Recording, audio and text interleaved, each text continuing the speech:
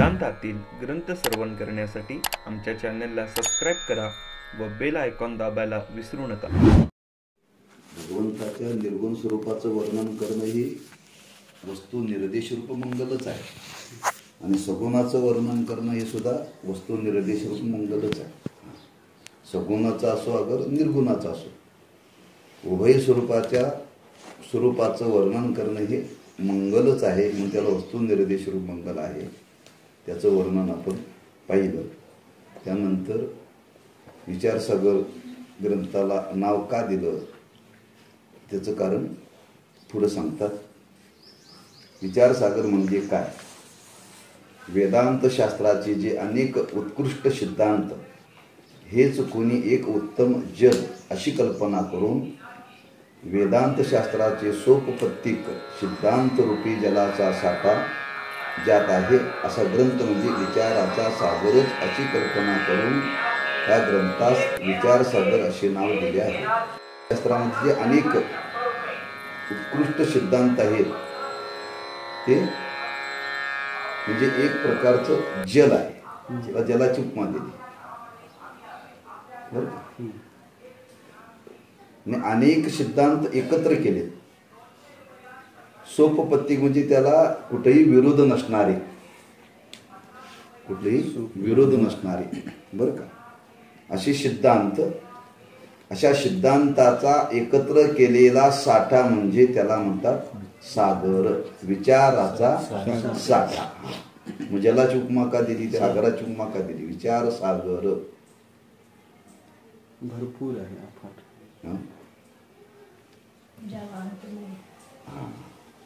सागराचं स्वरूप काय? विशाल झाला. हो, नुसता विशाल नाही चालत.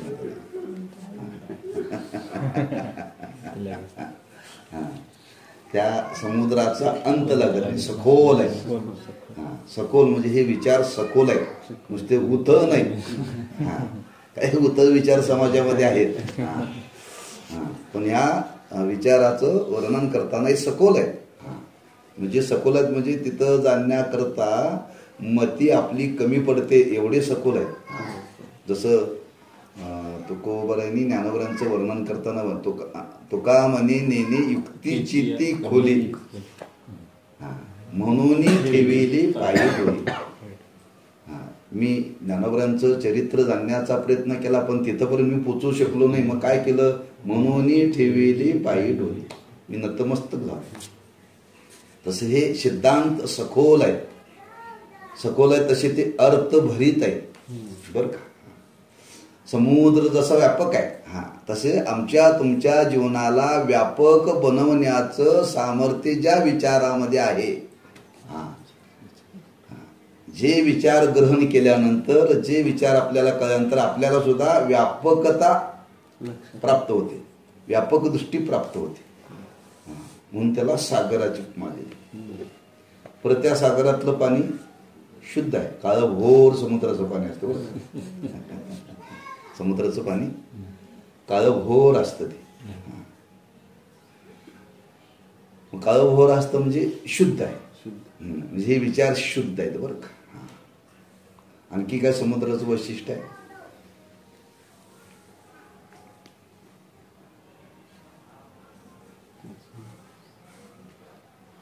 आणखी काय वैशिष्ट्य समुद्राचं आहे? हा समुद्र आहे म्हणून पाऊस पडतोय. समुद्र आहे म्हणून पाऊस पडतोय. समुद्राचं बाष्पीभवन होतं आणि ते कुठं जातं? ढग तयार होतात. ढग तयार झाल्यानंतर तेच ढग मेघाच्या रूपाने, म्हणजे त्यात कोणी शंका घेईल म्हणून तिची संगती लावलेली, बरं काही. का शंका?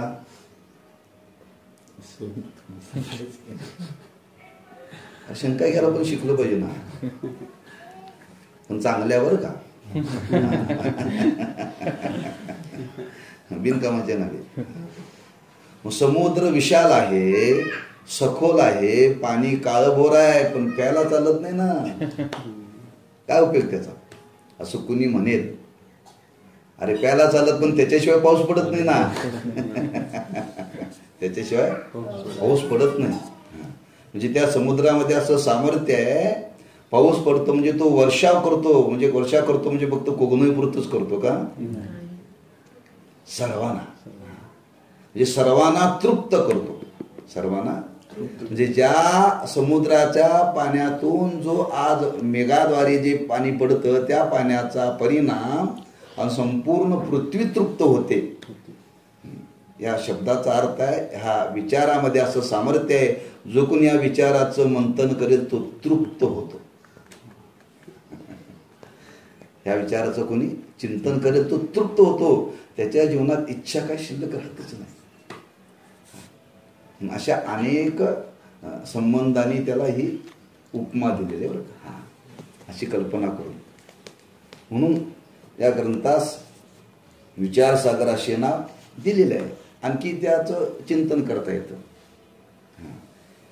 ते कितीही पाणी समुद्राचं उपसण्याचा प्रयत्न केला तर संपत नाही बरं का. जे सिद्धांताचं ज्ञान आहे ते कितीही लोकांनी जरी प्राप्त केलं तरी संपणार नाहीये. जसं महाराजांनी वर्णन केले, संत उदार उदार भरले अनंत भांडार. इतकं भरलेलं आहे, किती लोकांनी नेलं तर ते संपत नाही. म्हणजे आजपर्यंत अनेकांनी साधकांनी अनेक कल्पामध्ये याचं चिंतन केलं तरी हे संपणार नाही आहे. म्हणजे तृप्त करणार आहे, पण किती जरी ज्ञान संपादन केलं तरी संपणार नाही बरं का. म्हणजे एवढं ते संपन्न आहे. म्हणून त्याला सागराची उपमा दिली. म्हणजे इथं विचारसागर फक्त जलाचा साठा, सिद्धांताचा साठा सांगितला, पण त्याच्यातला हा भाव कळला पाहिजे बरं का. म्हणून काही गोष्टी ऐकून कळतात आणि काही गोष्टी श्रवण करून कळतात.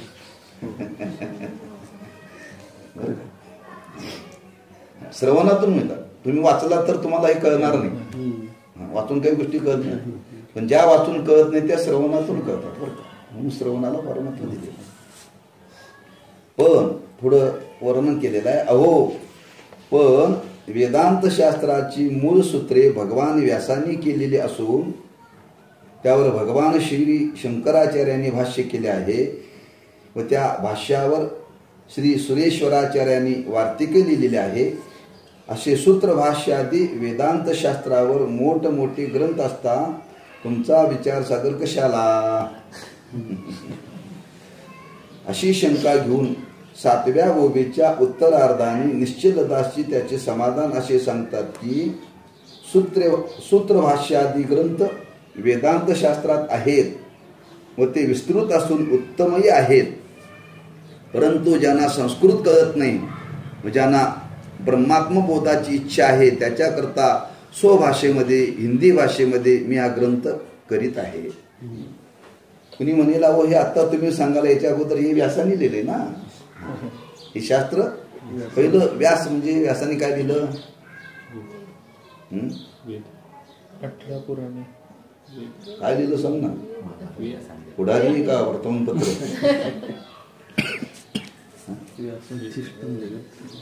नाही, व्यासाने वेद लिहिला. वेद हा व्यासाने लिहिलेला आहे का वेद हा भगवंतापासून प्रगट झालेला आहे? 18 पुराणे. पण पहिला वेद व्यासानी जो भगवंतानी वेद जसा सांगितला तसाच्या तसा त्यांनी तो लिहून काढला. कसा काय काढला?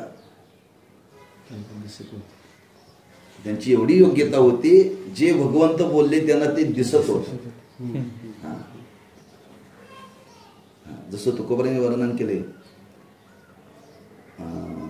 क्षरा अक्षरा वेगळा तुका होवनी निराळा पाहे निगम कळा बोले विठ्ठल प्रसादे. हेच व्यासांचं वर्णन. पाहे निगम कळा. निगम म्हणजे वेद. त्या कळा म्हणजे ते शब्द त्यांना दिसत होते. कोणाला? व्यासांना. ते पाहण्याकरता अक्षर आणि अक्षराच्या उपाधीच्या पलीकडे जाऊन बघत होते. असं पाहता येत नाही. तुम्ही दृष्टांत सांगितलं, त्यांनी विचारलेलं तुम्हाला 4000 आपण तुकोबारायला लिहिलं कसं की हिशोब काढून बघितलं तर ती बसत नाही. म्हणजे त्यांना ते दर्शन झालं आणि दर्शन झाल्यानंतर तसंच्या तसे शब्द त्यांनी अक्षरबद्ध केले. पहिला मूळ आपल्या या संपूर्ण विश्वाचा ग्रंथ आहे वेद, बरं का.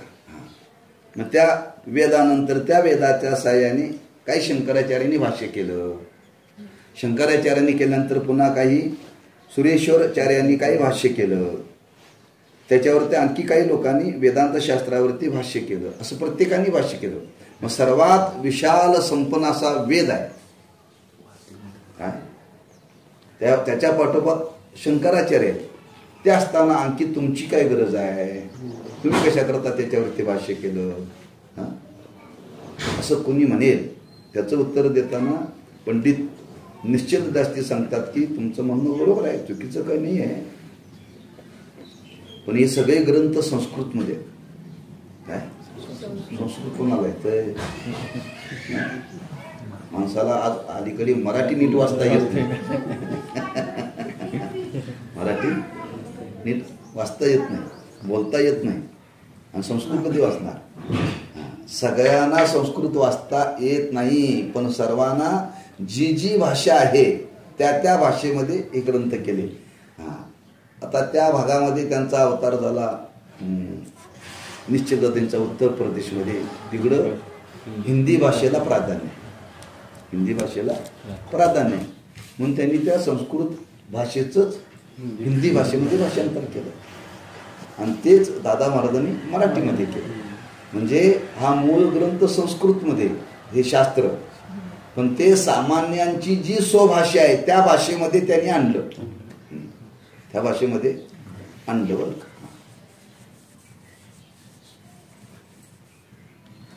धान्य आहे, काहींना न शिजवता खाता येतं, पण लहान मुलांना ती शिजवल्याशिवाय खाता येत नाही. बरं, शिजवल्याशिवाय खाता येत नाही. काही माणसांना फुटाने चावून खाता येतं, पण काही माणसाला खाता येत नाही, त्याला कुटावं लागतं.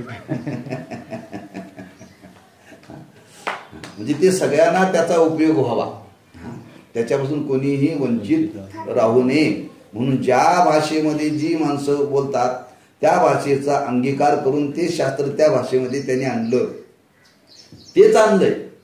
पण ज्यांना संस्कृत भाषा येत नाही त्यांच्याकरता मात्र हे उपयोग आहे. ज्यांना संस्कृत येतं ना ते ह्याच्याकडे बघतच नाही. तुम्ही जर काशीला गेला ना, ह्याला कोणी विचारतच नाही, हा मराठी आहे ना, तिथं संस्कृतला किंमत आहे. आपल्या महाराष्ट्रातला तिथला मूर्ख विद्वान म्हणजे इथला फार मोठा विद्वान. बरं, संस्कृत तिथं गेलं की पहिल्यांदा संस्कृत व्याकरण शिकवतं. हे विचार सगळं शिकवत नाहीत. पहिल्यांदा तुम्ही शिकायला गेला की पहिला व्याकरण शिकवतात. संस्कृत व्याकरण शिकल्याशिवाय कोणताच ग्रंथ सोडवता येत नाही, अशी काशीची पद्धत आहे. तेव्हा म्हणून ज्या भाषेमध्ये लोक ज्या भाषेचा अंगीकार करतात त्या भाषेमध्ये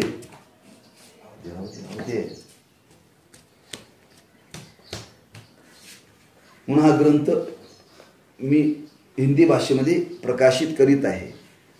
आणखी शंका घेतल्या, हो हिंदी भाषेतील पंजाबातील मनोहरदास निरंजनीकृत षटप्रज्ञी, शतप्रश्नी, ज्ञानमंजरी, ज्ञानचूर्ण आणि वेदांतसार असे 5 ग्रंथ असून त्याला पंचभाषा असे म्हणतात. त्याचप्रमाणे साधू माणिक्यदास कृत माणिक्यबोध आणि आत्मबोध असे ग्रंथ आहेत. मग तुमचा विचारसागर कशाला? म्हणजे हे शास्त्र सांगणारे याच्यापूर्वी काही विद्वान होऊन गेले आणि त्या विद्वानांनी हे ग्रंथ दिलेत. एकानेच 5 लिहिले, एकानेच 5 लिहिलेत. बरं का. निरंजनीकृत, मनोहरदास निरंजनीकृत, षटप्रश्नी, शतप्रश्नी, ज्ञानमंजरी, ज्ञानचूर्ण आणि वेदांतसार. म्हणजे वेदांत शास्त्र सांगणारे सगळे ग्रंथ आहेत. नाहीतर आणखी एकाने माणिक्यदास नावाचे साधू होऊन गेले, त्यांनी सुद्धा काही ग्रंथ लिहिले, माणिक्यबोध आणि आत्मबोध. म्हणजे तुम्ही जो शास्त्र विचार हिंदी भाषेमध्ये सांगण्याकरता प्रवृत्त झाला, पण तुमच्या अगोदर काय सांगणारे होऊन गेले ना, ते शास्त्र. त्यांनी हिंदी भाषेमध्ये सांगितलं असताना मग तुम्ही पुन्हा आणखी तुम्ही हिंदी भाषेमध्ये हा विचार सगळं का निर्माण केला? त्याचं उत्तर देतात, वरील ग्रंथ हिंदी भाषेत आहेत खरे, तथापि पंचभाषादी ग्रंथातील प्रक्रिया सरणी आणि काही अंशाचे ठिकाणी शास्त्रानुसार आहे आणि काही अंशाचे ठिकाणी शास्त्र विरुद्ध आहे. शास्त्र विरुद्ध प्रक्रिया म्हणजे सरणी असण्याचे कारण ग्रंथकारांनी ग्रंथ श्रवण करून केलेले आहेत आणि श्रवण करतेवेळी मनोरदासांना जितक्या अंशात यथार्थ बोध झाला नाही तितक्या अंशात शास्त्रविरुद्ध प्रक्रिया लिहिली गेली. तसेच आत्मबोधादी ग्रंथात वेदांताची प्रक्रिया संपूर्ण नाही. यामुळे त्या ग्रंथाच्या अध्ययनामध्ये मुमुक्षुस निसंदेह बोध होत नाही आणि आमच्या विचारसागरामध्ये वेदांताची संपूर्ण प्रक्रिया शास्त्रानुसार असून कोणत्याही स्थानी विरुद्ध नाही आणि आत्मज्ञानोपयोगी पदार्थाचे विस्तार आणि निरूपण केले आहे. म्हणून सर्व भाषा हिंदी कृत ग्रंथापेक्षा विचारसागर ग्रंथ उत्तम आहे, म्हणून तो सफल आहे. शंकेचं निरसन केले, कारण ही शंका निर्माण केली. कोणी निर्माण केली? कोणी विचारलेलं नाही बरं का. या ग्रंथामध्ये शंका समाधान इथून पुढे सगळं आहे बरं का. शंका निर्माण करायची आणि शंकेचं निरसन करायचं. शंका निर्माण करायची, शंकेचं निरसन करायचं. त्याला पूर्व पक्ष आणि उत्तर पक्ष म्हणतात. पूर्व पक्ष आणि उत्तर पक्ष जसं कोर्टात गेल्यानंतर असतो बरं का. दोन पक्ष असतात, पण दोन पक्षाकरता दोन वकील असतात. पण शास्त्रामध्ये इथं एकच वकील आहे. एकच वकील आहे. त्यानेच पूर्व पक्ष मानायचा म्हणजे गुरुनीच पूर्व पक्ष मांडायचा आणि उत्तर पक्ष त्यांनीच मांडायचा. आपणच कधी कधी एकटा बसलो ना, मन म्हणते खरंच आज गावाला जाऊया का, तेच म्हणते जाऊन काय काम होणार आहे. म्हणजे आपल्यात होतं नाही, पण आपणच निर्माण करतोय आणि आपण म्हणतोय. तसं आपल्याला निसंदेह ज्ञान व्हावं म्हणून शंका समाधानपूर्वक विचार मांडलेत बरं का. म्हणून त्या ग्रंथकर्त्यांनी ग्रंथ निर्माण केले, पण ते करत असताना त्यांनी काही श्रवण केलं, ऐकलं आणि ऐकलं जेवढं कळालं तेवढं त्यांनी लिहिलं. काही कळालं नाही त्यांनी तसंच्या तसंच लिहिलं. जे काही गुण आहेत त्यांच्या लिहिण्यामध्ये, नुसतं ऐकून लिहून चालत नाही, ते समजून घ्यावं लागतं. जरी ते विद्वान असले पण त्यांना काय अंशाने कळालं आणि काय अंशाने कळालं नाही तसं त्यांनी त्याचा निसंदेह त्याच्यातली शंका त्यांनी निवृत्त केली नाही. नेम असा आहे, श्रवण करताना शंकारहित माणसाला ज्ञान झालं पाहिजे. संदेह राहता कामा नये.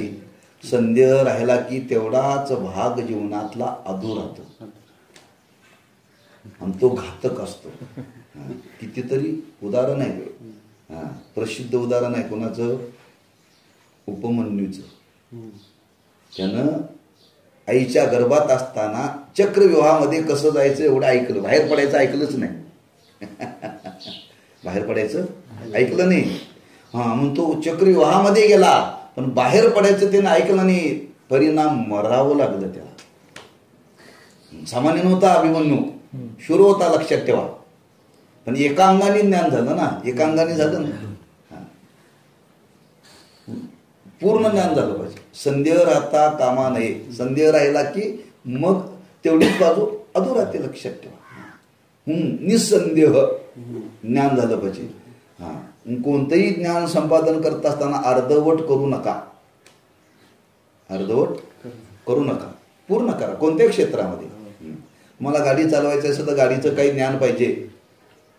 गाडीचं ज्ञान पाहिजे. गाडी बंद पडली की आपल्याला काहीच करता येत नाही. मिस्त्रीला बोलवा. मिस्त्रीला बोलवा. मिस्त्रीला बोलल्यानंतर तो काय करतोय काय नाही, ती जाळी करतोय, कुंकर मारतोय, कोणा जाते, गाडी चालू होते. एवढं तरी ज्ञान आपल्याला पाहिजे की नाही. म्हणजे एखादं आपल्या कुठल्याही क्षेत्रामध्ये जर आपल्याला काही मिळवायचं असेल तर काही अंशाने त्याच्याविषयी आपल्याला काही प्रतिबंध निर्माण झालं तर त्या प्रतिबंधाला बाजूला करण्याकरता जेवढं ज्ञान लागतं तेवढं पाहिजे. तसं हे ज्ञान संपादन करत असताना ह्या ज्ञानाविषयी कोणतीही शंका, संदेह अंतःकरणामध्ये राहता कामा नये. जसं ज्ञानोबाराय म्हणतात, मला देवाचं दर्शन झालं, पण कसं झालं? फिटला संदेहो निमाले तुझे पण. जे देवाचं दर्शन होण्यामध्ये सुद्धा माझ्या जीवनातला संदेह गेला. कधी कधी आम्हाला देवाचं दर्शन होऊन संदेह निर्माण होतोय. संदेह निर्माण होतोय. नारदांना संदेह निर्माण झाला. नारद एकदा फिरत फिरत फिरत देवाकडे आले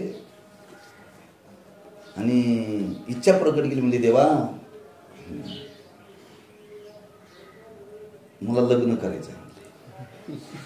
मग करा की. म्हणते बरोबर आहे, मला कोण देणार म्हणले.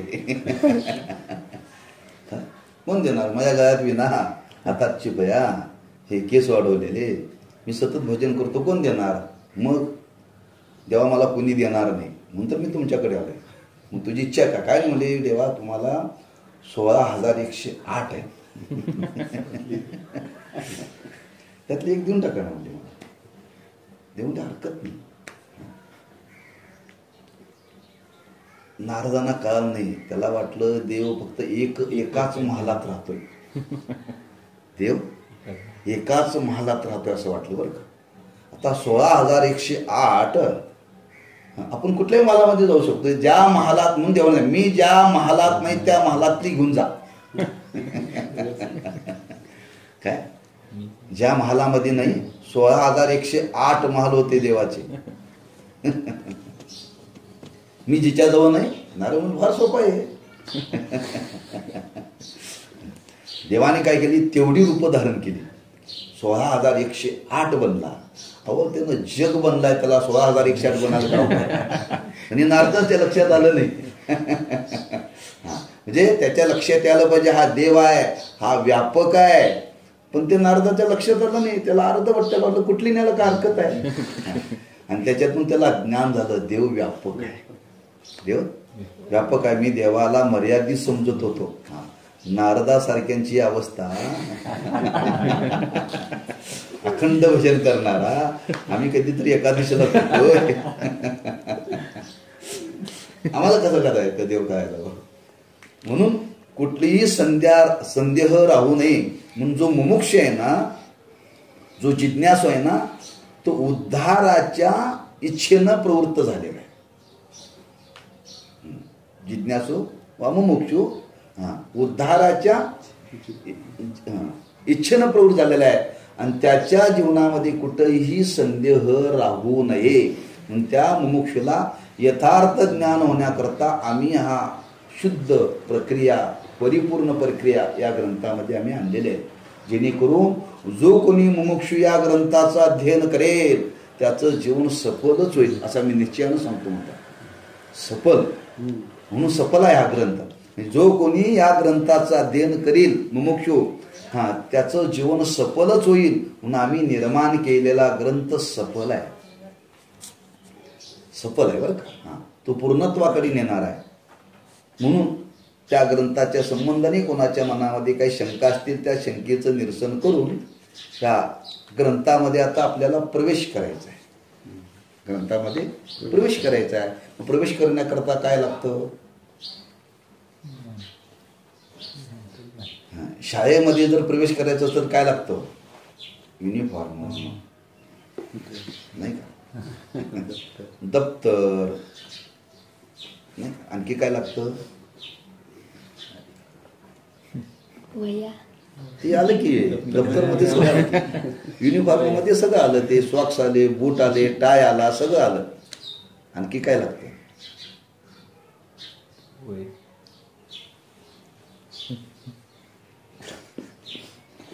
तू शाळेत तो फुकट शिकवता शाळेत?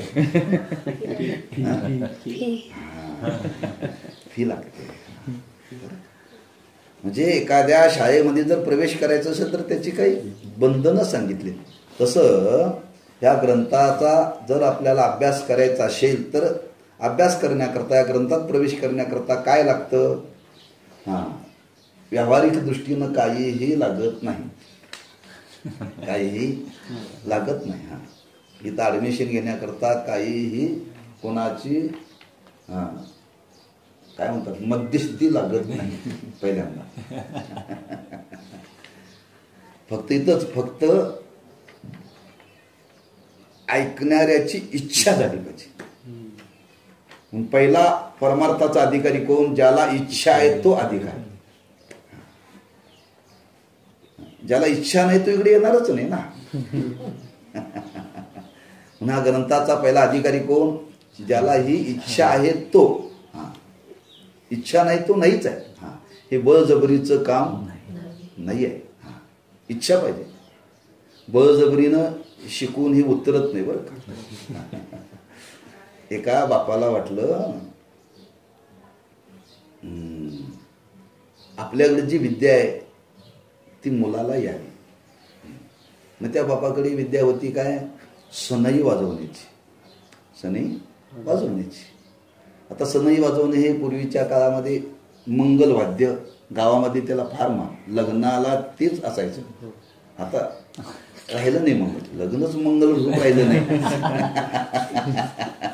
का कधी रात्री 12 वाजता पण लग्न होतात हो. ही का 12 वाजता लग्नाची वेळ आहे. अरे ते मुहूर्त आहे, रात्री 12 वाजता मुहूर्त नाही. सूर्याचा अस्त झाल्यानंतर काही कार्य करू नयेत. माणसं रात्री 12 वाजता पण करतात.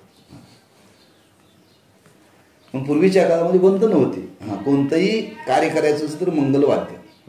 तो बाप सांगत होता बघ आपली परंपरा आहे आणि परंपरेने आपल्याकडे आलेला आहे, आपल्याला गावात मान आहे, तर माझी इच्छा आहे तू हे पुढं चालवावं. म्हणला मला काय नको, हे मी काही करणार नाही. रोज त्याला सांगायचा बरं. तो ऐकायचंच नाही मुलगा. पुन्हा पुन्हा सांगायचं, ऐकायचं नाही. 6 महिने गेले. बापाला वाटलं एवढं चांगलं कार्य आपल्या गावामध्ये मान मिळतो, मानाबरोबर मानधनही मिळतो, लोक आपल्याकडे चांगल्या दृष्टीने पाहतात आणि मंगल कार्य आहे, मंगलवाद्य आहे. एवढं सांगूनही मुलगा ऐकत नाही. एक दिवशी बापाला राग आला. रागाच्या भरत त्या मुलाला त्यांनी धरलं आणि आडवं पाडलं खाली जमिनीवरती. काय? आणि त्याच्या तोंडात ती सनई खुपसली. सनई खुपसली. म्हणजे वाजव वाजव. तो म्हणला बाबा बघा मी ऐकत नव्हतो, मला तुम्ही धरलं, धरून मला आडवं पाडलं, आडवं पाडून माझ्या तोंडात खुपसली. इथंपर्यंत तुमची बळजबरी ठीक आहे, पण याच्या पुढे मी फुंकर मारली तरी वाजणार आहे. तात्पर्य काय? इच्छा. इच्छा नसेल तर हे शक्य नाही. म्हणून या ग्रंथात प्रवेश करण्याकरता काय लागतं त्याचा विचार म्हणतात. कोणताही ग्रंथ अध्ययन करण्याची पूर्वी अनुबंध चतुष्टय कळल्याशिवाय विवेकी पुरुषाची प्रवृत्ती होत नाही. अनुबंध चतुष्टय ह्या ग्रंथामध्ये प्रवेश करण्याकरता कोणी तसा सहज प्रवृत्त होत नाही. अहो तुम्ही आज विचार करा, व्यवहारामध्ये सुद्धा तुम्ही जर एखादी वस्तू जर बाजारामध्ये घ्यायला गेला तर चौकस बुद्धीनं चौकशी करता का नाही? चौकस बुद्धीनं चौकशी करता. सोन्याच्या दुकानात गेली तर माणसं जशी मेथीची भाजी घेतात तसे घेतात पटकन नाही. म्हणजे चौकशी करून घेतात. यात तोटा, यात फसवणूक काय होणार नाही. जर विचार करा, एक टाइमाचं जेवण खाण्याकरता जर माणसं भाजीपाल्याची चौकशी करतात, हा जर उद्धाराचा प्रश्न आहे, हा तर उद्धाराचा प्रश्न आहे. म्हणून सजासजी कोणाची तशी यात प्रवृत्ती होत नाही. जो प्रवृत्ती होतो पूर्ण याचा सर्व अंगाने विचार करूनच प्रवृत्त होईल. म्हणून इथं शब्द वापरला विवेकी पुरुष सहज याच्यामध्ये प्रवृत्त होणार नाही. हे सामान्याचं कामच नाही ना. तुका म्हणे येते पाहिजे जातीचे एऱ्या गबाळाचे काम नाही. संतांनी स्पष्ट लिहून दिले, हे एऱ्या गबाळाचं काम नाही. जातीचे पाहिजे. जातीचे म्हणजे अधिकाराचे. जातींची ब्राह्मण, क्षत्रिय, वैश्य, शुद्ध असं नाही बरं का. जातीचे म्हणून तो खबर म्हणजे माझे जातीचे मज भेटो कोणी. म्हणजे त्या योग्यतेचे ते पाहिजेत. हा, हे सामान्याचं काम नव्हे. त्याच्यापुढे तुकोबाराने वर्णन केले, परमार्थ नव्हे लेकोराच्या गोष्टी येते व्हावा पोटी अनुताप. हा खेळखंडोबा नाहीये. हा प्रपंच जमला नाही, आता परमार्थ जमतो का बघूया. ज्ञानोबा म्हणतात, जयाचे ऐक दहिळे नाही तयाचे परत्र पुसशी काय. रामदास स्वामी म्हणतात, प्रपंच करावा नेटका मग परमार्थ. ज्याला प्रपंच जमला त्याला परमार्थ करता येतो, पण लोकांची समजूत काय, ज्याला प्रपंच जमला नाही ती माणसं परमार्थाकडे काम नाही. म्हणून महाराज विनोदानं सांगतात, महाराज आमच्याकडे मुलगा आहे हो, फार प्रयत्न केला, शाळेला घालण्याचा प्रयत्न केला, 5वीत 5 वेळा नापास झाला. 5वीत 5 वेळा नापास झाला. कसा तरी त्याला 6वीला घातला, पुन्हा प्रयत्न केला, तिथं 6 वेळा नापास झाला. असं 10वी पर्यंत त्याला शिकवण्याचा प्रयत्न केला. आम्हीच ठरवलं म्हणजे महाराज याची बुद्धी कुठं म्हशी देऊन बघितल्या तेही त्याला जमलं. मग शेवटी तुमच्याकडे तर जमते का बघा म्हणून आले. महाराज म्हणजे ज्याला म्हशी सुद्धा वळता येत नाहीत, हा तो इथं कसा काय चालेल. इथं तर विवेकी पुरुष पाहिजे. लक्षात ठेवा, एकदा साक्री महाराजांच्याकडे प्राचार्य शिवाजीराव भोसले मराठा विद्यापीठाचे कुलगुरू, फार त्यांची व्याख्यान व्हायची बरं का, फार विद्वान म्हणून. व्याख्यान जर ते करायला लागला ना, न थांबता नॉनस्टॉप 1.25-2 तास ते बोलत होते. औंढा सुद्धा गिळत नव्हते बरं का. हा, आम्ही ज्यावेळेला आळंदीला गेलो होतो, शताब्दी वर्ष होतं, ज्ञानेश्वरीला 700 वर्ष होतं. त्या काळामध्ये त्याची व्याख्यानं फार झाली, फार विद्वान माणूस होतो. 2-2 तास नॉनस्टॉप बोलत होते ते, आणि बोलण्याची शैली फार वक्तृत्व छान होतं. आणि ते एकदा साक्री महाराजांना भेटायला आले, आणि भेटायला महाराजांची बोलणं, महाराजांची शैली फार चांगली. ते सगळं विद्वत्ता ते बघितलं, आणि बघितल्यानंतर महाराज तुमच्यासारख्याला आमच्यासारखे विद्यार्थी पाहिजे म्हटले. एका विद्यापीठाचा कुलगुरू साक्री महाराजांना काय म्हणतोय, आमच्यासारखे विद्यार्थी तुम्हाला पाहिजेत. आणि लोक म्हणतात आमच्या पोरग्याला म्हशी सुद्धा वळता येत, याला शिकवा. शक्य आहे. म्हणून विवेकी पुरुषाची प्रवृत्ती सहज होत नाही बरं का. तो त्याचा पूर्ण विचार करून त्याच्यामध्ये प्रवृत्त होतो. म्हणून कोणत्याही शहाण्या विवेकी पुरुषाची प्रवृत्ती त्याच्यामध्ये होण्याकरता त्याला हे काही गोष्टी पटल्या पाहिजे. बरीच असे महाराजांनी वर्णन केले. तुकोबारे म्हणतात, तुका म्हणे सोपे आहे सर्वावनी, पण कोण शहाणा तो धनी घेतो येते. शहाणा म्हणजे कोण, विवेकी बरं का. इथला व्यवहारातला शहाणा नव्हे, व्यवहारातला शहाणा परमार्थात मूर्ख ठरतो. व्यवहारातला शहाणा परमार्थात मूर्ख ठरतो. म्हणून विवेकी पुरुष, हा विवेकी पुरुषाला म्हणजे ते विचाराने ते पटलं पाहिजे बरं का. विचाराने ते पटलं पाहिजे. आणि विचाराने पटलं की माणसं त्याचा स्वीकार करतात. त्याला सांगावं लागत नाही, त्याला सांगावं लागत नाही. तुम्हाला शिकायला या म्हणून मी तुमच्या मागं लागलो का तुम्ही याला सांग. म्हणजे तुम्हाला वाटलं हे काहीतरी शिकावं काय, दुसऱ्याच्या मागं लागून माणसं येत नाहीत. लक्षात ठेवा. म्हणून कीर्तनाला माणसं यावी लागतात, आणून चालत नाही. लोक म्हणतात महाराज जेवण तरी ठेवा, कीर्तनानंतर माणसं येतील काय. साक्तीनं कीर्तन ठेवा, त्यानंतर आलेल्या लोकांना सगळ्यांना जेवण ठेवा. जेवणाच्या आशेनं तरी येतील, आणि ते जेवणाच्या आशेने येतील. त्यांचं लक्ष असतं कीर्तन कधी संपतंय. महाराज काय सांगतो याच्याकडे लक्ष नसतं त्यांचं, काय लक्ष नसतं बरं का. म्हणजे यावी लागतात, ते त्याला पटावं लागतं बरं का. आणि ते एकदा विचाराने त्याला पटलं ना, विचाराने पटलं की त्यातला एक महत्वाचा विचार आहे की विचाराने पटल्यानंतर माणसाची ती कष्ट करण्याची तयारी असते. कष्ट करण्याची तयारी असते.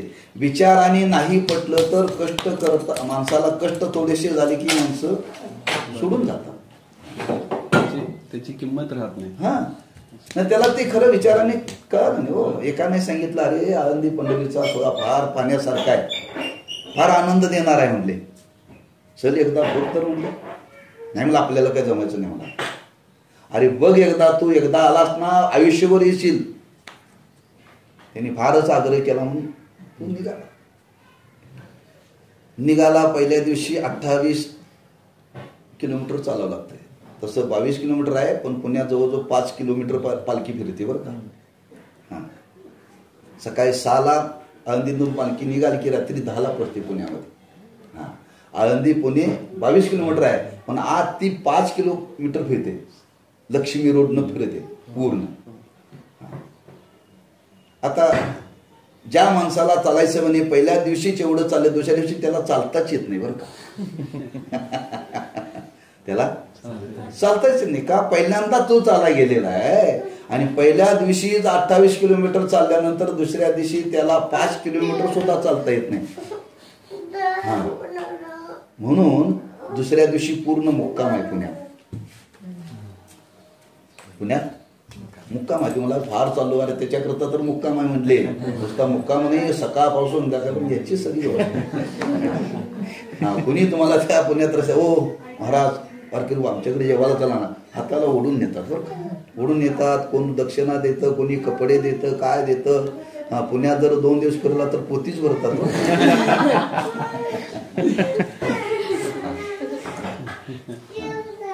ठीक आहे. आता तिसऱ्या दिवशी पालखी निघते. आता ते 28 किलोमीटर आहे पुणे ते सासवड बरं का. ते रोडलाच पालखीचा मुक्काम आहे. तिथं काय फिरावं लागत नाही सासवडला. 28 किलोमीटर आहे, पण घाटातला प्रवास आहे. घाटातला प्रवास आहे.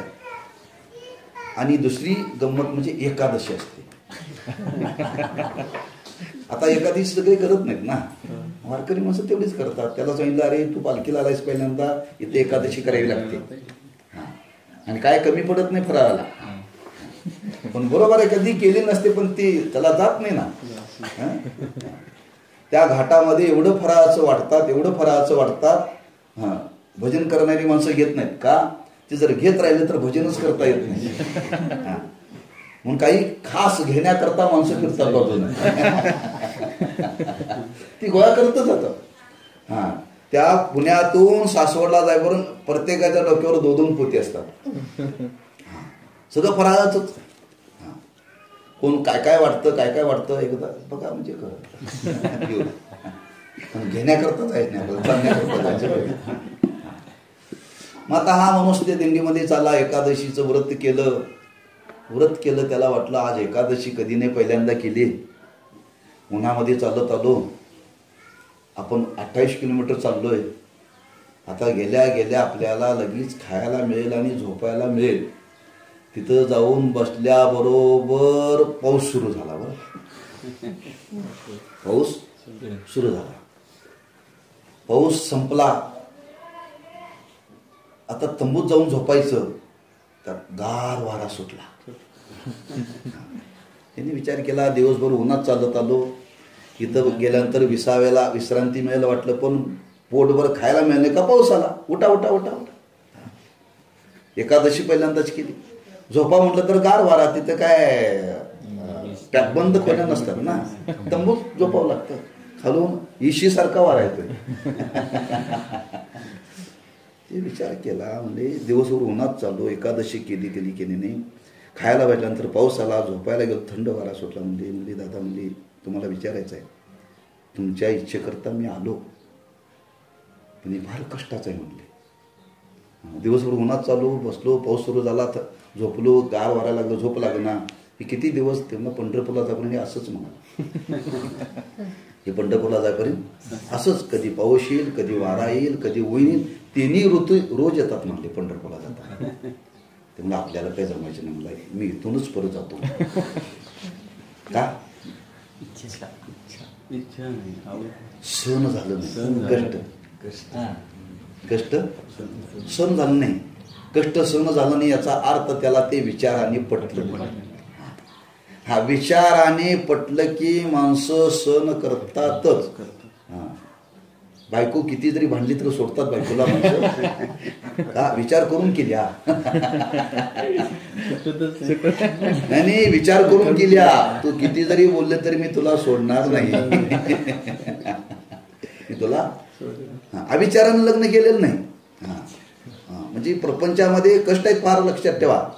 ज्ञानोबाने उगत नाही सायास करशी प्रपंच दिननिशी हरिशी न बसशी कवन्या गुणी. प्रपंचात कष्ट आहेत की नाही, पावलं पावली कष्ट आहेत. सगळं सण करतोय की नाही, का आपण विचाराने प्रवृत्त झालोय. त्या हे किती जरी कष्ट झाले तरी हे सण करायचं.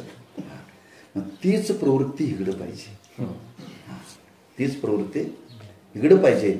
आणि ती प्रवृत्ती इकडं होण्याकरता त्याच्या जीवनात विवेक पाहिजे. आणि विवेकाने त्याला हे पटलं की तो त्याच्यामध्ये तो स्वीकार करतोच. मग किती जरी कष्ट झाले तर तो त्याच्यातून बाजूला होत नाही.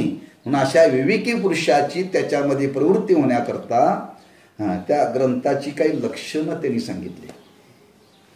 ग्रंथ म्हटलं की त्या ग्रंथाच्या पूर्वी अनुबंध चतुष्टय म्हणून, चतुष्टय म्हणजे 4, अनुबंध म्हणजे बांधणं, त्याच्यामध्येच बरं का ते 4 प्रकार सांगितले. कोणते? तर अनुबंध कशाला म्हणतात? ज्याच्या ज्ञानाने मुख्य ग्रंथात प्रवेश होतो त्यास अनुबंध म्हणतात. ज्याच्या ज्ञानाने मुख्य ग्रंथात प्रवेश होतो त्यास अनुबंध म्हणतात. मग तो 4 प्रकारचा आहे बरं का. अधिकारी, विषय, प्रयोजन आणि संबंध. 4 म्हणून चतुष्टय. 4 म्हणून चतुष्टय. आणि याच्या योगाने त्या ग्रंथात प्रवेश होतो म्हणून त्याला अनुबंध. ज्याच्या योगाने प्रवेश होतो त्याला म्हणतात अनुबंध. ते किती प्रकारचे आहेत? 4 प्रकारचे आहेत. म्हणून अनुबंध चतुष्टय. चतुष्टय म्हणजे 4. बऱ्याच ठिकाणी शब्द आलेला आहे चतुष्टय. अंतकरण चतुष्टय. अंतकरण चतुष्टय म्हणजे अंतकरणाचे 4 भाग आहेत. ते 4 भाग मिळून अंतकरण आहे बरं का. मन, बुद्धी, चित्त, अहंकार ह्या 4ला मिळून अंतकरण चतुष्टय म्हणतात. एकाला मिळून नाही. एकाला मिळून नाही बरं का. म्हणून ज्ञानोबारायांनी 15व्या अध्यायामध्ये वर्णन केले. ज्ञानोबाराय म्हणतात मी सद्गुरूंची पूजा करणार आहे बरं का. आणि ती कुठं करणार आहे? मी चौरंगावरती त्यांचे पाय ठेवून करणार आहे. चौरंगावरती. चौरंगाला 4 पाय असतात. चौरंगाला 4 पाय असतात. पाटाला सुद्धा 4 असतात. 4 कोपरे. म्हणजे पूजा करताना पाटावरती करावी किंवा चौरंगावरती करावी. ज्ञानोबाराय म्हणतात मी माझ्या सद्गुरूंची पूजा करणाऱ्या चौरंगावरती कोणती? अंतकरण रूपी चौरंगावरती. आता हृदय हे आपुले चौपाळूनी या भले वरी ठेवू पाऊले श्री गुरूंची. म्हणजे मी श्रीगुरूंची पूजा करण्याकरता ह्या हृदय रूपीच पाटावरती त्यांचे पाय ठेवणार आहे. का त्याला 4 आहेत ना, त्याच्याकरता सांगाले बरं का. कधी करणार आहे? आता. आता म्हणजे ज्ञान झालं मला बरं का. 15वा अध्याय म्हणजे ज्ञानाचा आहे. त्यांच्या कृपेने मला आता हे प्राप्त झालं. आता मी त्यांची आता पूजा करणार आहे बरं का त्यांची. आणि ती कुठं करणार आहे? चांदीच्या चौरंगावरती नाही. ह्या अंतकरण रूपी चतुष्टय याच्याकरता मी हा विचार सांगितला बरं का. चतुष्टय म्हणजे 4. म्हणून तो 4 प्रकारचा सांगितला. अधिकारी, विषय, प्रयोजन आणि संबंध. आता त्या प्रत्येकाचं पुन्हा वर्णन केलेलं आहे. अधिकार्याचं लक्षण काय, विषय म्हणजे काय, प्रयोजन म्हणजे काय आणि संबंध म्हणजे काय. पहिला विचार इथं सांगतात. अधिकार्याचं वर्णन सांगतात. मनुष्य मात्राच्या अंतःकरणामध्ये मल, विक्षेप व आवरण असे 3 दोष असतात. निषिद्ध कर्म करण्याच्या वासनेवरून अंतःकरणातील मलाचा नाम पापाचा निश्चय होतो. चंचलतेवरून विक्षेपाचा निश्चय होतो.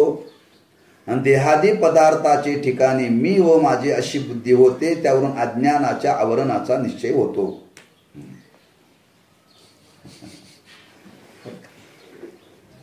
अधिकार्याचं लक्षण सांगितलेलं आहे.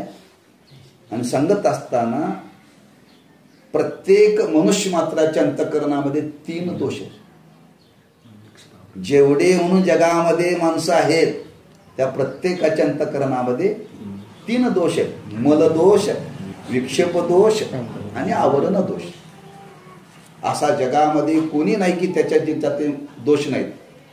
फक्त देवाजवळ आणि संतांच्या जवळ नाही.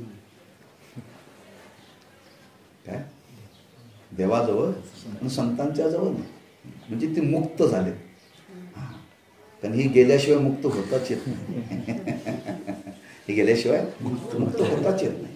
म्हणून जगामध्ये जेवढी माणसं आहेत प्रत्येकाच्या अंतःकरणामध्ये 3 दोष आहेत. म्हणून दोषाने संपन्न जीवन आहे. बरं का?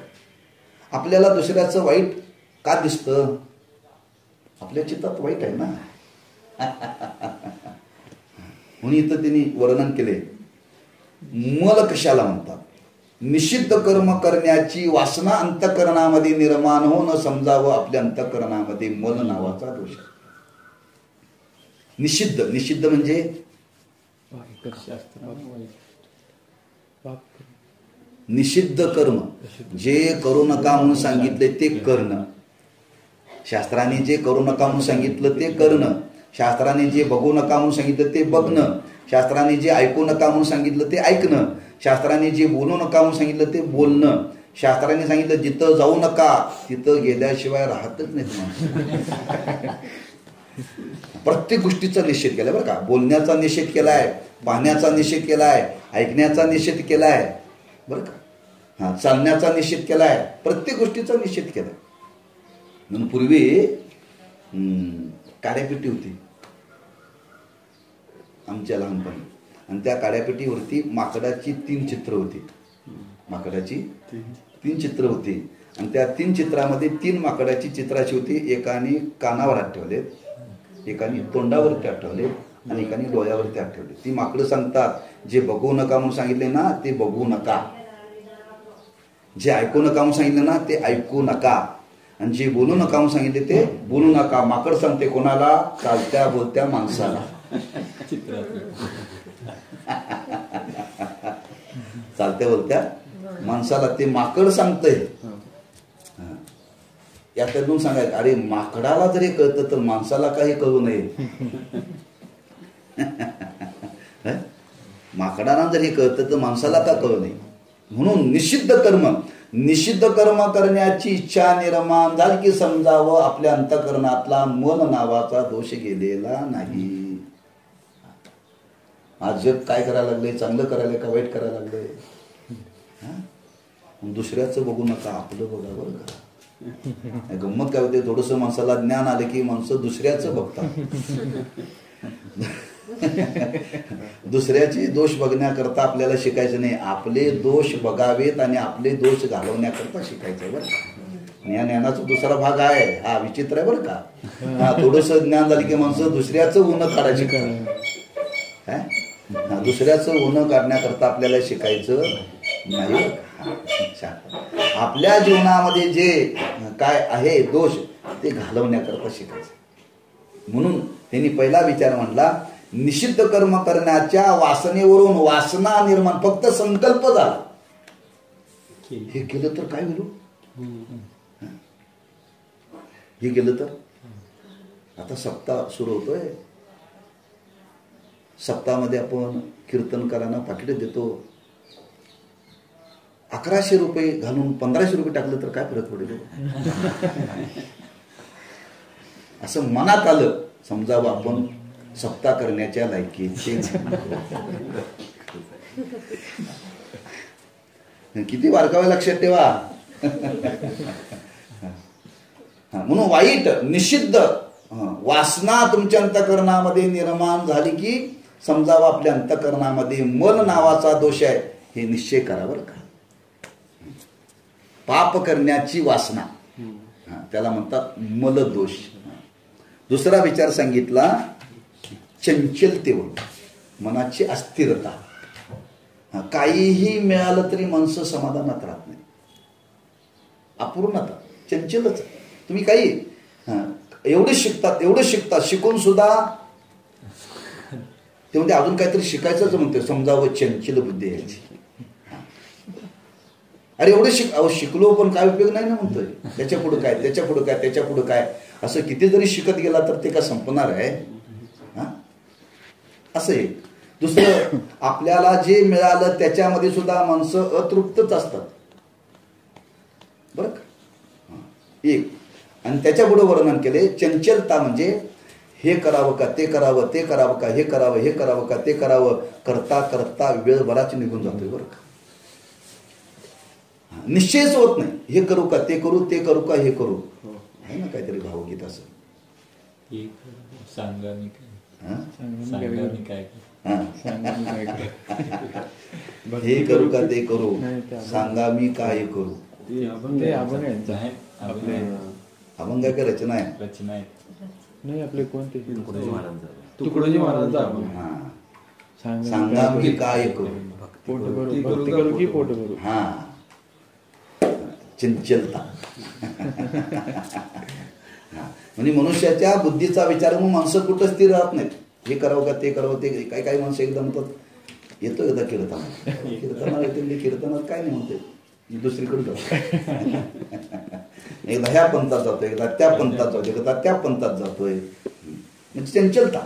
हा, प्रत्येक गोष्टी बाबतीत त्याची चंचलता असते बरं का.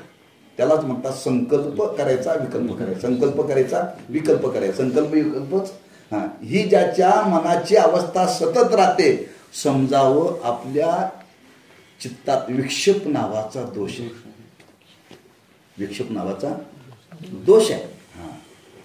स्टँडवरती जाऊपर्यंत खरंच ह्या गाडीत बसू का त्या गाडीत बसू, गाडीत बसल्यानंतर पुढच्या सीटवरती बसू का मागच्या सीटवरती बसू, मागच्या बसू का मध्ये बसू का उभारलेलंच बरं.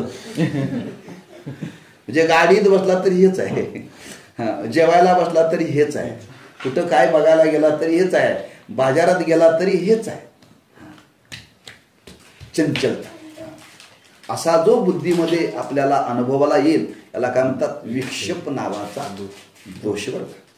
आणि त्याच्या पुढे वर्णन केले देहादी पदार्थाचे ठिकाणी मी आणि माझी अशी बुद्धी हो, ते समजावं आपल्या जीवनामध्ये अज्ञान आहे.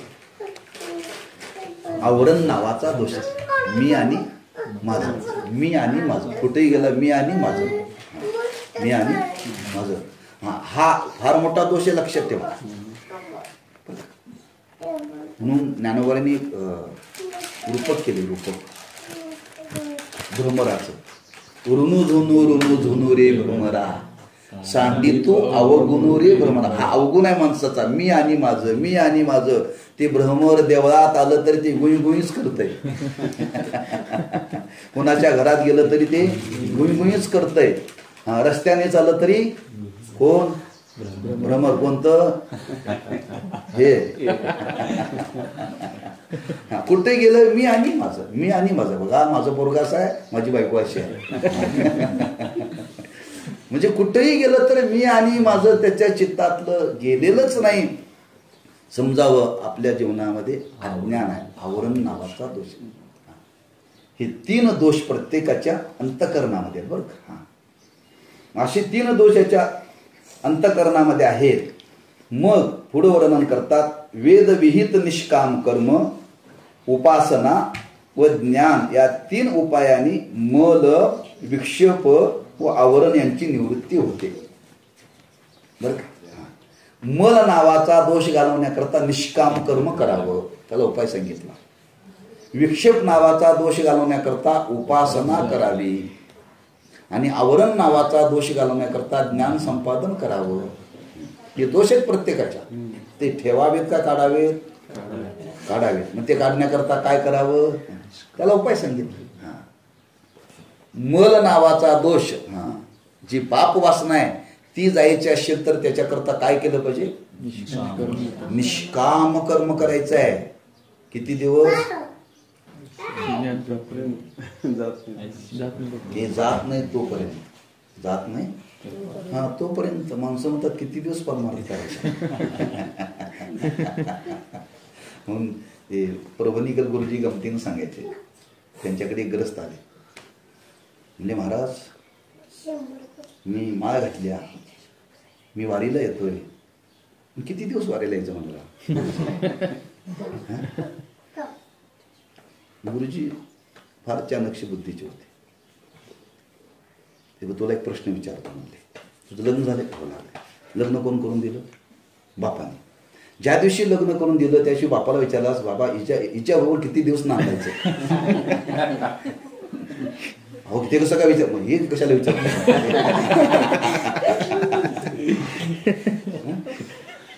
जिथं विचारायला पाहिजे तिथं विचारत नाही ना माणसं, नको तिथं विचार. मला अहो ते आयुष्य हे सुद्धा जोपर्यंत आपली साधना परिपक्व होत नाही तोपर्यंत करायलाच पाहिजे. ज्ञानावर सांगितलं हरिमुखे म्हणा, हरिमुखे म्हणा, कुठेपर्यंत म्हणा? जोपर्यंत आपल्या जीवनातलं पाप जात नाही तोपर्यंत म्हणाच. जे निष्काम कर्म करावं लागतं का अनंत जन्माचे संस्कार आहेत आणि अनंत जन्माच्या संस्काराचा परिणाम ते वासना रूपाने राहतं. ते कधी डोकं वर काढेल सांगता येत नाही. कधी काढेल सांगता नाही. फार नंतर संतने जन्म घेणे लागे वासनेच्या संगे. 1-2 जन्म आपले झाले नाहीत हो. 84 लक्ष योनी. किती? प्रत्येक योनीमध्ये आपला जन्म झाला. किती वेळा झाला? एक योनी कोटी कोटी फेरा. आपण दगडाच्या जन्माला जाऊन आलोय. दगडाचा जन्म लक्षात ठेवा. झाडाचा जन्म झाला आपला. प्रत्येक जन्म आपण घेऊन आलो. मग ते प्रत्येक जन्मात ते संस्कार साचत आलेत ना. किती जन्म झाले आणि तेवढ्या जन्मातले संस्कार 1 तासात 2 तासात कीर्तन जातील. जर अहो कपड्याला जर डाग पडला तर ब्रश घासून घासून घासणाऱ्याचे हात दुखतात पण तो जात नाही. मग काय म्हणतात लोक? ड्राइंग क्लिनिंग झाले. ड्राइंग क्लिनिंग तिथंही जात नाही. मग तो काय म्हणतोय? आता हे डाग जात नाही ना, जाऊन टाका म्हणतोय तो. काय? कारण ते एवढा पक्का झालाय आता तो जातच नाही. पण तसं परमार्थात नाही बरं का, मनुष्याच्या जीवनामध्ये नाही. किती जन्मातले जरी वासना असेल ती घालवता येते, पण घालवण्याकरता तेवढी साधना करावी लागेल. निष्काम कर्म म्हणजे आपल्या वाट्याला जे कर्म आलेलं आहे ते कर्म करत असताना कोणती अपेक्षा ठेवायची नाही. अपेक्षा न ठेवता जे केलेलं, फलाची अपेक्षा न ठेवता केलेलं कर्म त्याला म्हणतात निष्काम. कोणतीच अपेक्षा ठेवायची नाही. मंडप झाडायचा आहे. मंडप झाल्यानंतर मी झाडल्यानंतर मला कोणीतरी विचारलं कसं काय तुम्ही झाडलं, ही सुद्धा अपेक्षा ठेवता कामा नये. अपेक्षा आली की ती निष्काम ठरतच नाही. अंगणामध्ये रांगोळी काढल्यानंतर वाटतंय कोणीतरी विचारावं कशी काय रांगोळी झाल्या. कोणतीच अपेक्षा ठेवा. निष्काम भावना जे मी करणार आहे ते ईश्वर अर्पण बुद्धीनंच करायचं. अपेक्षा कोणतीही ठेवायची नाही. कोणतंही कर्म करा. प्रपंचातलं सुद्धा कर्म करायचं. देवा ह्यात मी प्रपंच करतोय ना, हे तूच माझ्या वाट्याला दिलेस, तू दिले म्हणून मी करतोय बरं का.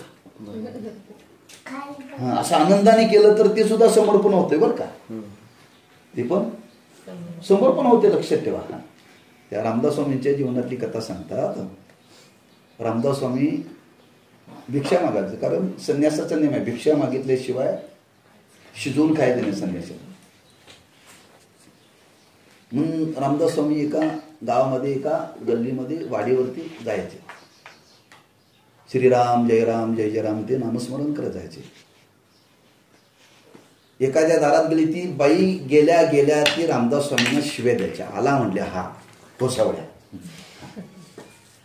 पण ती काही द्यायची नाही हो, फक्त शिव्या द्यायची. तिच्याकडे रागाने बघायची. पण रामदास स्वामी रोज तिच्या दारात जायचे बरं का, रोज तिच्या दारात जायचे.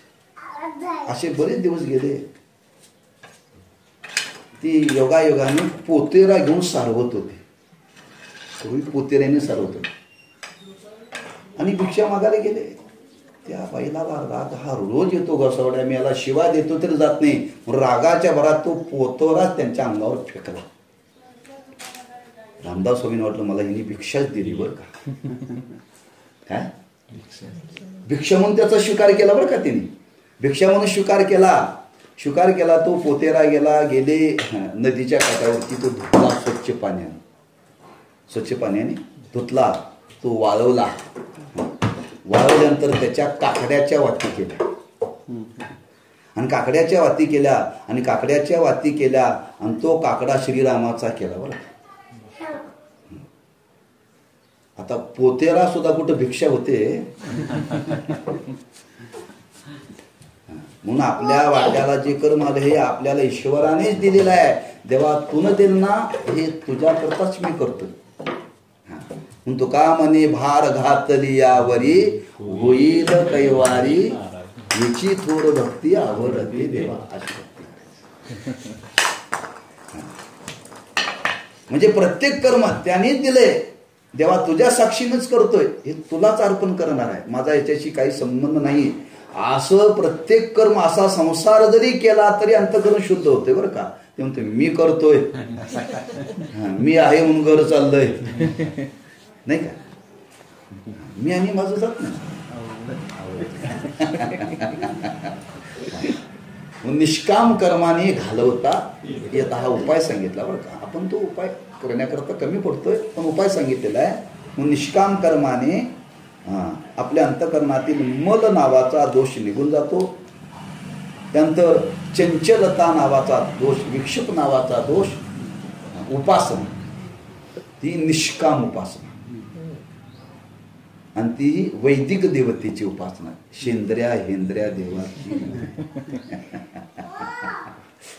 निष्काम.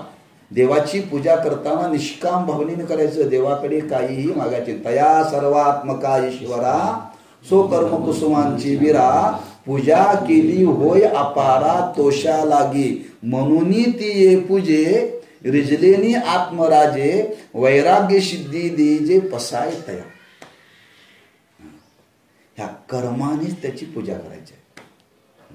म्हणून आम्ही ती नेहमी दृष्टांत सांगतो. महाराज सांगतात सुमनाने देवाला पूजिले. सुमनाने देवाला पूजिले, शंकराला पूजिले. इथला कोणता अर्थ घ्यायचा? त्याची 3 अर्थ होतात. सुमन नावाच्या बाईने शंकराला पूजिले. सुमन नावाच्या बाईने शंकराला पूजिले. दुसरा अर्थ होतो सुमन म्हणजे फुल. त्या फुलाने देवाला पूजिले. आणि तिसरा अर्थ होतो सु अधिक मन बरोबर सुमन. चांगल्या मनाने देवाला पूजिले, यालाच म्हणतात त्याची पूजा खरी. त्याची पूजा करायची आहे ना, ती निष्काम करायची आहे. त्याच्या मोबदल्यामध्ये काहीही त्याच्याकडे मागायचं नाही. निष्काम उपासना केली पाहिजे. रोज देवाची उपासना करायची आहे. कशा करता करायची आहे? काहीतरी मिळावं म्हणून नव्हे. आम्ही आमच्या मनाची जी अवस्था आहे ना, ती स्थिर होण्याकरता देवा दुर्बुद्धी ते मना कदा नुपजो नारायणा आता मजा यशी करी तुझे पाय चित्ती धरी उपजला भावो तुझे कृपे सिद्धी जावो. अशी बरीच मग आता माझ्या भावा अंतराय नको देवा आले भागात ते करीतो तुझे नाम उच्चारितो.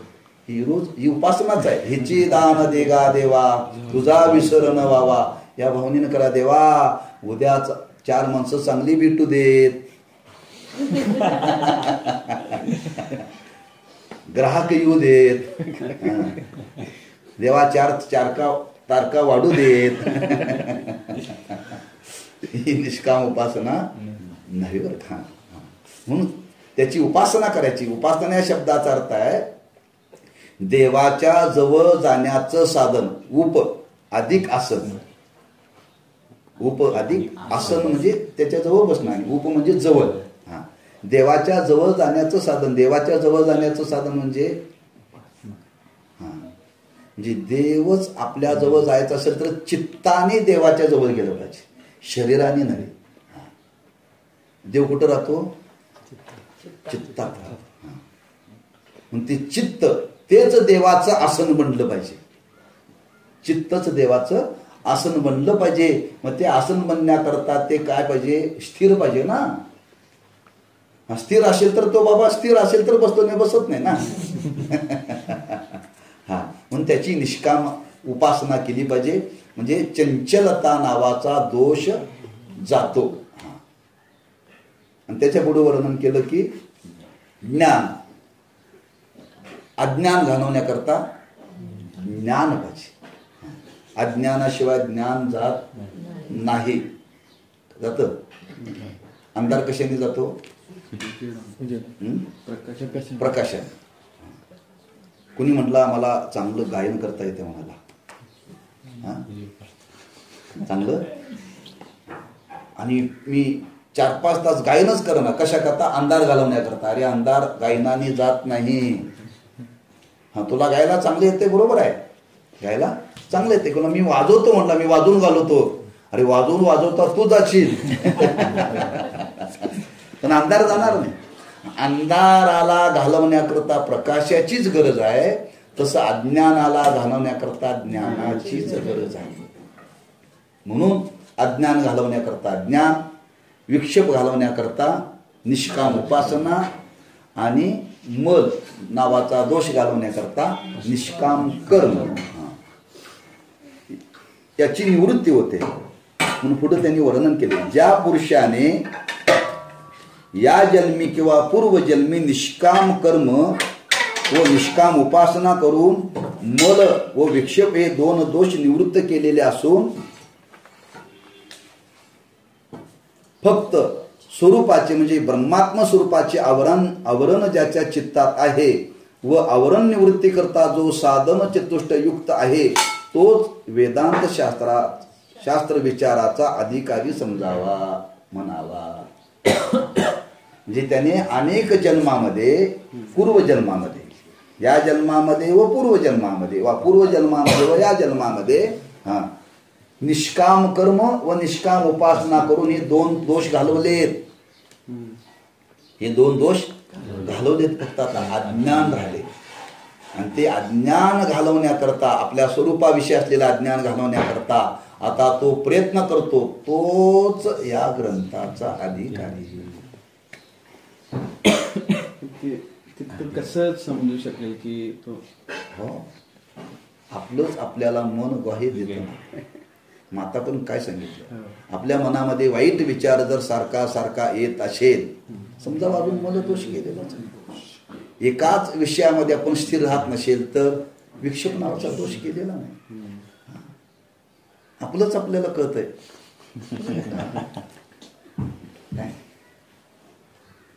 कितीतरी आपण आपल्या मनाच्या साक्षीने कितीतरी व्यवहार करतोय.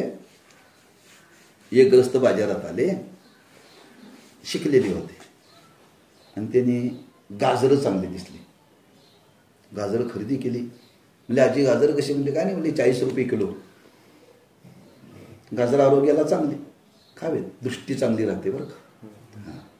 गाजर रोज गाजर कच्चं खावं जेवतात. किलोभर घेतली, त्यानं काय पैसे काय कमी केले, म्हणजे 40 रुपये. आता सुशिक्षित होता, नोकरदार होता. ले किलो गाजर घेतली, म्हणजे आजी 1 किलो गाजर घेतले, 4 जादा टाका ना म्हणले. आजीनं टाकली 4 जादा. बरं, घेऊन आला घरी. बायकोने विचारलं गाजर म्हणजे 40 रुपये. हो, नुसते 40 रुपये नाही, त्या आजीनं 4 गाजर जादा दिलेत म्हणले. तो आनंदानं सांगत होता बायको. ती बाई मनात म्हणत होती, मला 40 रुपये किलोनं गाजरं दिले आणि वर 4 टाकली, याला आनंद झाला बरं का. पण ती म्हणत होती, मी वजन करताना काटा मारलाय, त्यात 8 गाजर मारले, त्याला 4 दिले, अजून 4 माझ्याकडे आहेत. हे कोणाला कळत होतं? आजीला. म्हणजे आपण पाप केलेलं आपल्या मनाला कळतं काय? आपण बोलून दाखवू शकत नाही. हे प्रत्येकाच्या जीवनामध्ये घडतं बरं, लक्षात ठेवा. आपण बोलून दाखवू शकत नाही. म्हणजे ती, त्या माणसाला आनंद झाला, पण ती काय म्हणते, अजून 8 4 शिल्लक आहेत माझ्याकडे, म्हणजे मी याला फसवलंय. आपण एखादा व्यवहार करतो आणि संध्याकाळी अंतरावरती पडल्यानंतर म्हणजे आज गिऱ्हाईक आलं होतं, पण त्याला आपण आज फसवले बरं का. ते झोपताना मन सारखं टोचतंय. आपल्याला. म्हणजे प्रत्येक आपण मान्य करू अगर न करू पण प्रत्येकाच्या जीवनामध्ये चालू आहे लक्षात ठेवा. आणि त्याचं सहज लक्षात ठेवा, ज्या अर्थी आपली प्रवृत्ती इकडे होत नाही त्या ती समजावं, ते दोष आपल्याला इकडे देऊ शकत नाही. आपल्या जर अंतःकरणामध्ये मलदोष विक्षेप दोष असेल ना, तो मनुष्यकडे येऊच शकत नाही, येऊ शकत नाही. येऊ शकतो येऊ देत नाही देवा. हो, का त्याला ते पटतच नाही. हो, त्याला ते पटतच नाही.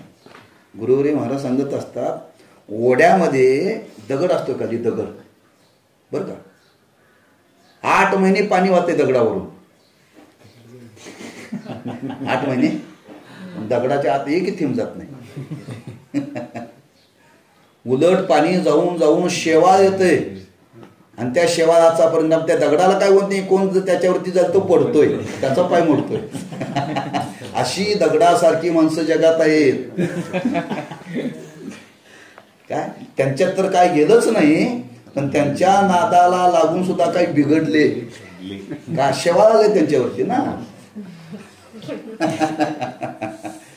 हे सगळी लक्षणं गेलेत, लक्षात ठेवा. अशी माणसं जगामध्ये आहेत. तुकोबाराय म्हटले, एखादा मुलगा मातेच्या पोटी जन्माला आला आणि त्यांनी विद्धाराचा विचारच केला नाही, तो तुकोबा म्हणतात, मातेची या खोळी दगड आला पोटाशी. तो जन्माला येऊन ज्यांनी उद्धाराचा विचार केला नाही, महाराज म्हणतात, तुकोबाराय म्हणतात, त्या आईच्या पोटाला आलेला दगड आहे. दगड कधी विचार करतोय माझा उद्धार व्हावा. आता उघडी डोळे जरी अद्यापी न कळे, मातेची या खोळी दगड आला पोटाशी. आणि तेच तुकोबाराय उलट बोलतात, आपुली या हिता जो असे जागता धन्य माता पिता. जो उद्धारा करता पुरुष झालाय, खरं त्याची आई चांगली बरं का. आणि जो उद्धारा करता प्रयत्न करतोय, महाराज म्हणतात, काय माय गेली भूती भूतापाशी. जेवढे प्रकर बोलले बरं का. म्हणजे आपला अधिकार आपल्याला कळतोय, लक्षात ठेवा, आपण मान्य करत नाही. झाकून ठेवते माणसं, आपला अज्ञान झाकून ठेवतात. काय झाकून ठेवतात बरं. म्हणून हे घालवण्याकरता त्यांनी प्रयत्न केलाय. पूर्वजन्मात या जन्मामध्ये निष्काम कर्म निष्काम उपासना करून हे 2 दोष घालवलेले आहेत. आता फक्त एकच दोष राहिलाय, काय, आवडणं. ते कुठलं, आत्मस्वरूपाचं. आणि ते घालवण्याकरता आता तो प्रयत्न करतोय. तोच या ग्रंथाचा अधिकारी. आपण ऐकायला लागले, आपण कशातच बसत नाही. आपण कशात बसत नाही, ऐकणारे बसत नाही, सांगणारा पण बसत नाही बरं का. आपण बसत नाही, अधिकारी नाहीये. पण काय शास्त्र सांगितले हे जाणण्याची इच्छा निर्माण झाली, त्यार्थी काहीतरी पूर्व पुण्य चांगला आहे. एवढा विचार करून आपल्याला हे शिकायचं आहे बरं का. याच्यातून शिकता शिकता काय, आणखी आपलं जर संचित चांगला असेल आणि त्याच्यातून हे खरंच आपल्याला विचाराने पटलं आणि जर आपल्याला खरंच हे तशी साधना पुढे घडेल बरं का. पण पहिल्यांदा समजून तर घ्या ना. म्हणून समजून घेण्याचा आपण प्रयत्न करण्याकरता प्रवृत्त आलेलो बरं का. मी ब्रह्मज्ञानी नाही आणि आपणही अधिकारी नाही बरं का.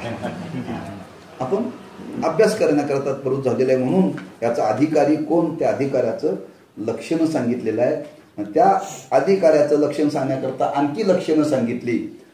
तो साधन चतुष्टय संपन्न आहे. आता साधन चतुष्टय म्हणजे काय ते पुढे लक्षण सांगितलंय. याचा विचार तुझ्या पाठात करू.